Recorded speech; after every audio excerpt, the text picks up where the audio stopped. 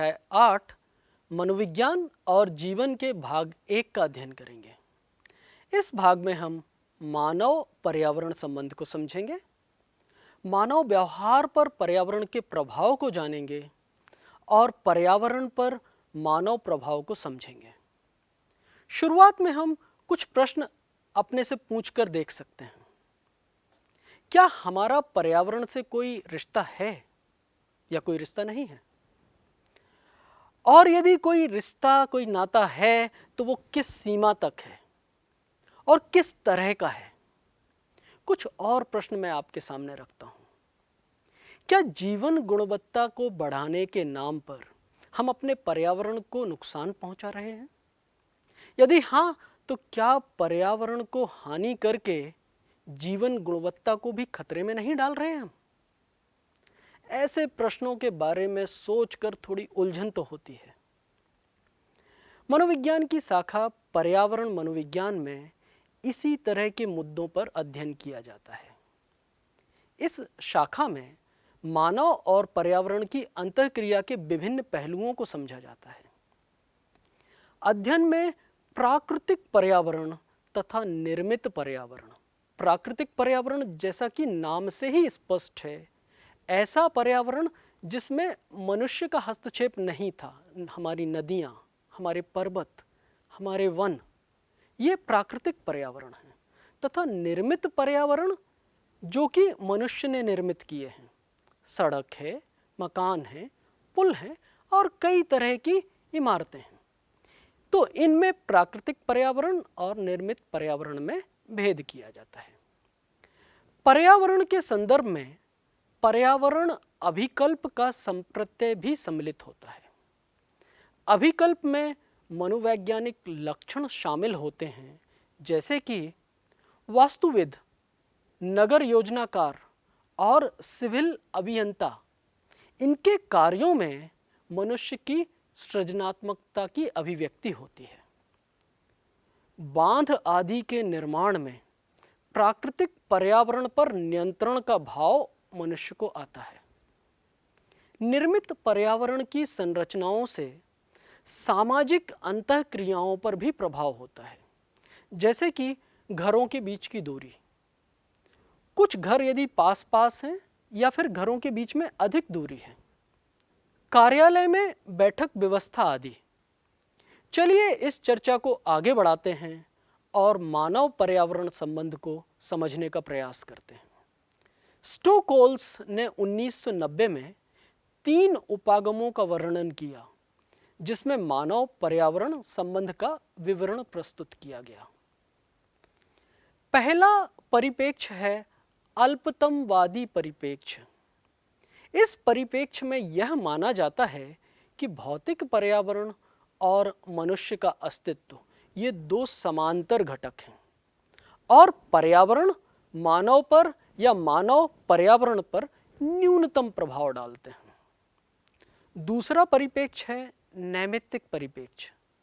इस परिप्रेक्ष्य की मान्यता है कि पर्यावरण का अस्तित्व मानव की सुख सुविधाओं की पूर्ति के लिए है।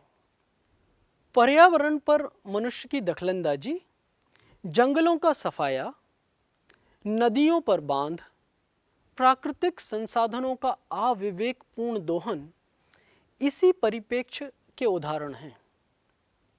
अगला परिप्रेक्ष्य है आध्यात्मिक परिप्रेक्ष्य। इस परिप्रेक्ष्य में पर्यावरण को सम्मान योग्य माना गया है और एक मूल्यवान वस्तु के रूप में संदर्भित किया गया है।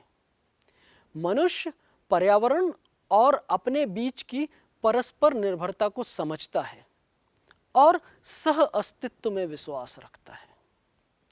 पर्यावरण के संदर्भ में भारतीय मत आध्यात्मिक परिप्रेक्ष्य अनुरूप ही है। हालांकि हम भी उपभोग की दौड़ में पर्यावरण को क्षति पहुंचा रहे हैं, किंतु हमारी संस्कृति में वृक्ष, वन, नदी, वायु इनको सम्मान योग्य माना गया है। मनुष्य और पर्यावरण के संबंध को समझने के लिए आवश्यक है कि हम यह समझें कि मनुष्य और पर्यावरण एक दूसरे को किस तरह प्रभावित करते हैं। शुरुआत करते हैं मानव व्यवहार पर पर्यावरण के प्रभाव से। पहले बात करते हैं प्रत्यक्षण पर पर्यावरण का प्रभाव। अध्ययनों में पाया गया है कि पर्यावरण हमारे कुछ प्रत्यक्षणों को प्रभावित करता है। कक्षा 11 में हमने अध्ययन किया है कि जो जनजातीय समूह गोल झोपड़ियों में रहते हैं, आमतौर पे हमारे जो घर हैं वो कोणीय संरचना के हैं, चौकोन हैं या आयत के आकार के हैं, जबकि ये जनजातीय समूह गोल झोपड़ियों में रह रहे हैं। इन समूहों में ज्यामितीय भ्रम अपेक्षाकृत कम देखे गए हैं। पर्यावरण मनुष्य के संवेगों पर भी प्रभाव डालते हैं। सुंदर फूल, झरना, नदी की कलकल करती आवाज, पर्वत या समुद्र आपके मन को प्रसन्नता से भर देते हैं, जबकि प्राकृतिक आपदाएं जैसे कि बाढ़, भूकंप, सुनामी ये हमें भय और अवसाद पहुंचाते हैं। कई बार तो प्रभाव इतने गंभीर होते हैं कि एक लंबे समय तक दबावकारी स्थिति का सामना करना पड़ता है। आपने पिछले अध्याय में यह समझा है कि एक विशेष तरह का मनोविकार है जिसको हम पोस्ट ट्रॉमेटिक स्ट्रेस डिसऑर्डर कहते हैं, जो कि दबाव, स्ट्रेस के बाद घटित होता है और दबाव घटना गुजर जाने के बाद भी व्यक्ति तनाव लगातार महसूस करता रहता है। पर्यावरण व्यवसाय, जीवन शैली तथा अभिवृत्तियों को भी प्रभावित करते हैं। जैसे कि मैदानी क्षेत्रों में रहने वाले व्यक्तियों के व्यवसाय, उनकी जीवन शैली और उनकी अभिवृत्तियां पहाड़ों पर रहने वाले व्यक्तियों से भिन्न होती हैं। इसी तरह रेगिस्तानी क्षेत्रों के लोग, उनकी दशाएं भिन्न होती हैं, उनकी जीवन शैली भिन्न होती है, उनकी अभिवृत्तियां भिन्न होती हैं। कृषक समाज में परस्पर निर्भरता अधिक होने के कारण से यह देखा गया है कि कृषक समाज अधिक सहयोगशीलता प्रदर्शित करता है। चलिए अब हम बात करते हैं पर्यावरण पर मानव प्रभाव की। मनुष्य ने विकास के क्रम में पर्यावरण को काफ़ी परिवर्तित किया है। हमने घर बनाए तो जंगलों को काटना पड़ा, सड़क बनाने के लिए पर्वतों को तोड़ा, प्राकृतिक संसाधनों का उपयोग कर तरह तरह के उपकरण बनाए। इन उपकरणों के बनाने में और इनके उपयोग ने हमारे वातावरण को प्रभावित किया है। घरों में इस्तेमाल होने वाले फ्रिज या फिर वातानुकूलक एसी के उपयोग से निकलने वाली गैस पर्यावरण के लिए हानिकारक है। हमारे आवागमन के साधन वायु को प्रदूषित कर रहे हैं। हमारी नई जीवन शैली अधिक कचरा उत्पन्न कर रही है। सारे कार्यों के पीछे एक ही तर्क है, हम जीवन गुणवत्ता में सुधार करने के लिए सारे निर्माण कर रहे हैं। लेकिन यह देखना भी आवश्यक है कि बढ़ता हुआ शोर, बढ़ता हुआ प्रदूषण, बढ़ती हुई भीड़ और प्राकृतिक आपदाएं हमारे लिए दबावकारी अनुभव उत्पन्न कर रहे हैं। मनुष्य ने पर्यावरण को प्रभावित किया और बदले में परिवर्तित पर्यावरण मनुष्य पर और अधिक प्रभाव डाल रहा है। चलिए शोर, प्रदूषण और भीड़, इनके प्रभाव को समझते हैं। सबसे पहले बात करते हैं शोर की। कोई भी ध्वनि जो चिड़चिड़ाहट उत्पन्न करे या फिर अप्रिय लगे, उसे शोर कहते हैं। शोर कार्य निष्पादन, भावदशा और संज्ञानात्मक प्रकारों को प्रभावित करता है।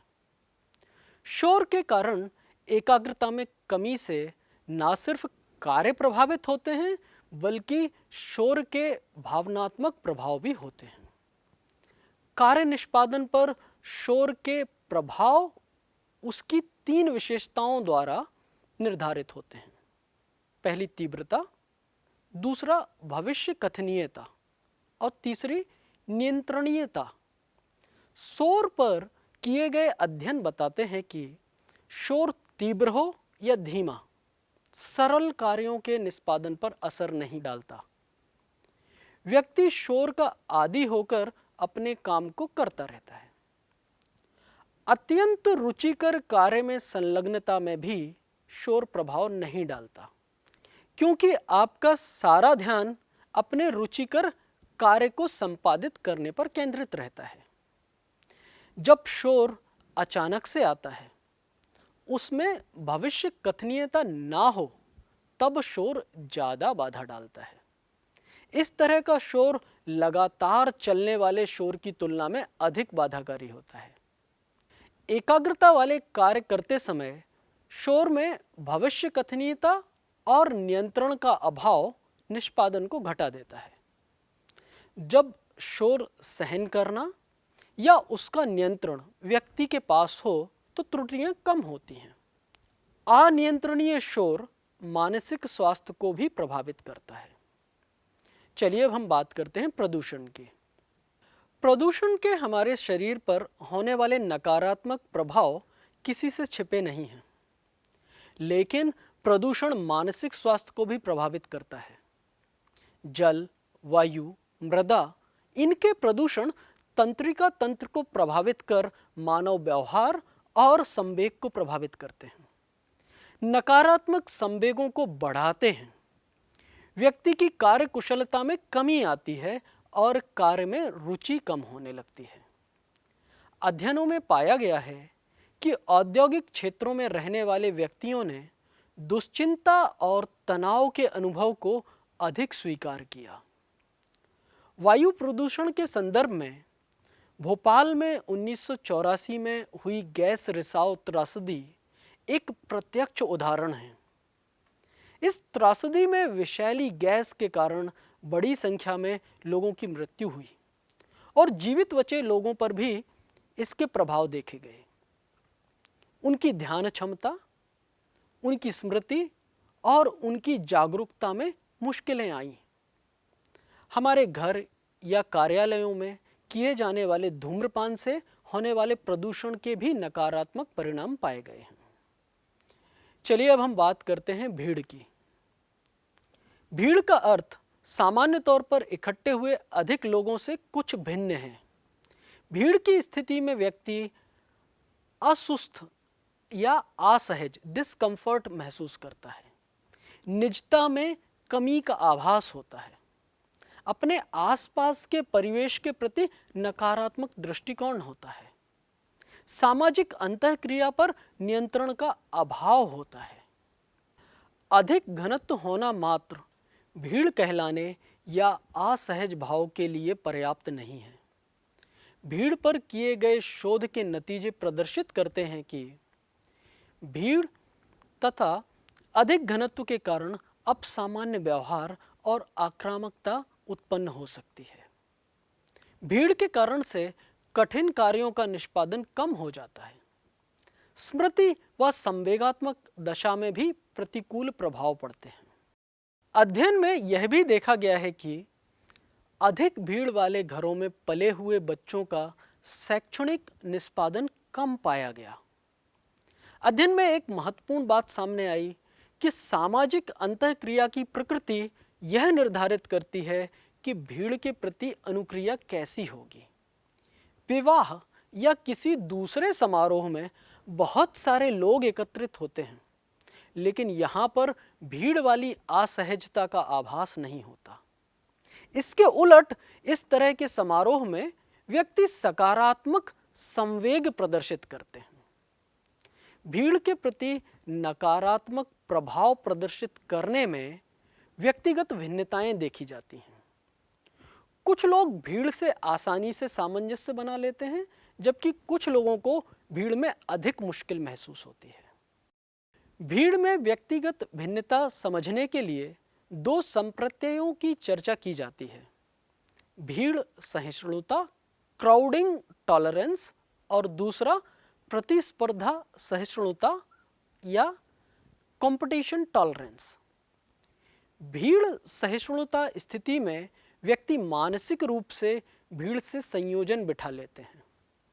भीड़ वाले वातावरण की इतनी आदत हो जाती है कि उन्हें वह भीड़ भीड़ जैसी नहीं लगती।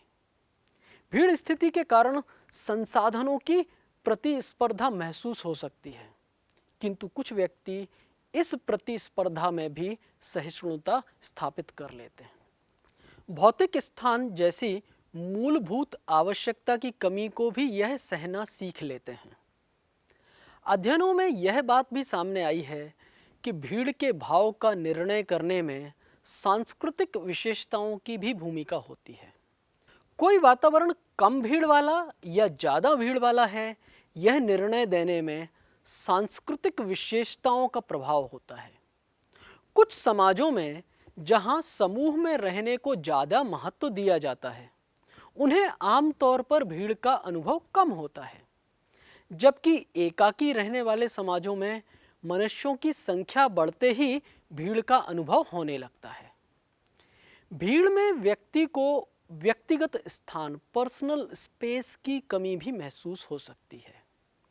दरअसल हम सामाजिक अंतःक्रियाओं में एक विशेष भौतिक दूरी बना के रखते हैं, जिसे हम अंतर्वैयक्तिक दूरी कहते हैं।